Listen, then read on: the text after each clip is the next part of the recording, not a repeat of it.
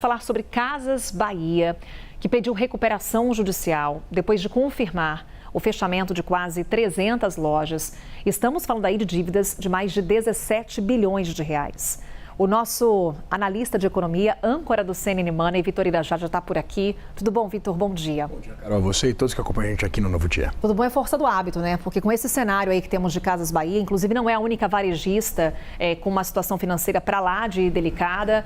A situação está difícil, Vitor. O que a empresa alega para esse pedido de recuperação judicial? Como é que ela chegou nesse atual momento com uma dívida bilionária? Pois é, né, Carol? Acho que existem dois aspectos que vale a gente citar, que existem fatores estruturais, conjunturais, e existem fatores setoriais que explicam esse movimento e esse ingresso de um processo de recuperação judicial, né, de um pedido de recuperação judicial por parte da Casas Bahia com dívidas alegadas da ordem de 17 bilhões de reais. Para a gente deixar bastante claro, a recuperação judicial não é falência. É uma empresa pedindo à justiça uma proteção, né, para ganhar tempo contra essas cobranças por parte dos credores, com quem a empresa deve se sentar e renegociar essas dívidas. Ganhar tempo para que não haja uma execução e a empresa tenha uma impossibilidade de pagar essas dívidas. Casas Bahia, inclusive, já tinha feito uma versão mais leve, entre muitas aspas, disso em 2024, quando entrou com um processo de recuperação extrajudicial, promovia ali uma reorganização, principalmente da dívida junto aos bancos, e agora precisa, portanto, recorrer a esse processo de recuperação judicial.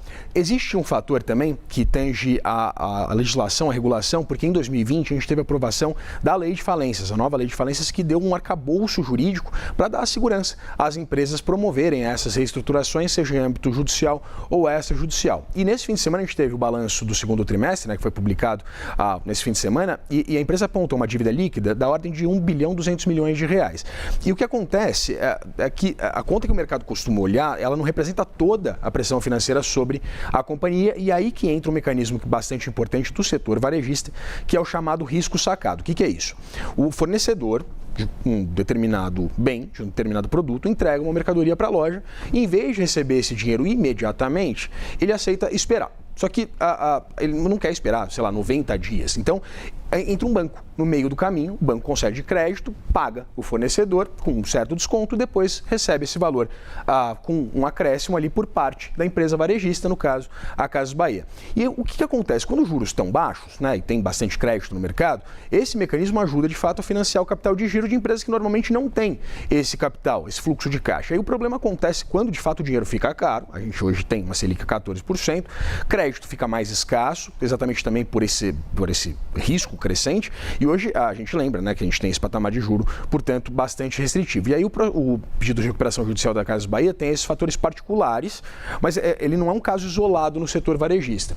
Marabras, você citou, também entrou ontem com pedido de recuperação judicial, que é uma das redes, né, aqui de São Paulo mais conhecidas do varejo de imóveis, e ela tem uma dívida bem menor do que a alegada pela Casas Bahia, da ordem de 140 milhões de reais. E aí o mecanismo ele é diferente, a lógica financeira ela é parecida, exatamente por essa dependência do setor varejista em relação ao risco sacado. Mas existe um pano de fundo que envolve, na verdade, uma briga societária envolvendo a família Fares, né, que é dona da marca desde os anos 50, que historicamente tomava dinheiro dos bancos dando imóveis como garantia. E aí, por causa exatamente dessa briga, dessa disputa entre os herdeiros, o grupo perdeu o controle de várias empresas que administravam esses imóveis, enfim, não existe mais uma garantia. E aí os bancos deixaram de renovar algumas linhas de crédito e, evidentemente, aí existe um problema financeiro do ponto de vista de liquidez. Mas se a gente voltar a falar exatamente sobre o risco sacado, o exemplo mais conhecido desse mecanismo, desse modelo de negócios é a Americanas. Vale a gente fazer uma distinção, né? A Americanas entrou em recuperação judicial ainda em 2023, janeiro de 2023, depois daquela descoberta de um rombo bilionário nos balanços, na época era mensurado em 20 bilhões, depois esse risco ele foi inclusive crescendo, né? Ele foi sendo redimensionado, na verdade, né? Foi se reinterpretando exatamente o tamanho desse buraco, mas é isso, aqui naquela ocasião existia deliberadamente uma estratégia por parte do conselho, por parte da empresa, de esconder o que estava exposto do ponto de vista de risco sacado e essa bola de neve que virou o balanço da Americanas. Nesse caso, não. Nesse caso, a gente, nessa primeira interpretação, entende que há sim uma crise do modelo de negócios, dinheiro bastante caro e, evidentemente, agora uma vontade expressa por parte da empresa de se reestruturar agora em âmbito judicial. Feita essa distinção, reitero, que a Americanas, na verdade, é um exemplo extremo para a gente entender exatamente como a empresa financia o seu negócio e, evidentemente, qual é o risco do ponto de vista, aí sim, estrutural, que impacta bastante o setor varejista.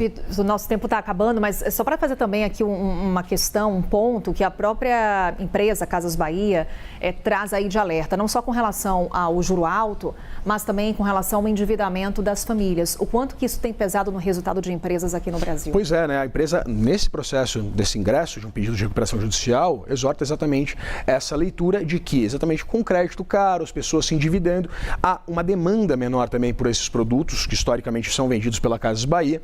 Então a gente tem um problema do ponto de vista de captação, um problema do ponto de vista de modelo de negócio e um problema, evidentemente, também do ponto de vista de demanda, até porque você tem essa crise de inadimplência, endividamento elevado. Fora isso tudo, como eu mencionei, existem alguns fatores do ponto de vista estruturais, regulatórios, com um arcabouço judicial que permite às empresas buscarem a justiça para se reestruturar nesse momento em que o dinheiro está bastante caro. Inclusive, convido, Carol, rapidamente a nossa audiência a ler uma análise que escrevi há algumas semanas no meu blog sobre a anatomia dessa série de ingressos de pedido em recuperação, seja um processo de recuperação judicial ou extrajudicial. É isso. Agora é um momento, então, para a empresa tentar colocar a casa em ordem, daí esse pedido de recuperação judicial, como frisou aqui muito bem o Vitor, não é falência, mas essa tentativa, então, de reorganizar a empresa. Ganha tempo. É o Vitor Irajá, que daqui a pouquinho volta para conversar mais com a gente.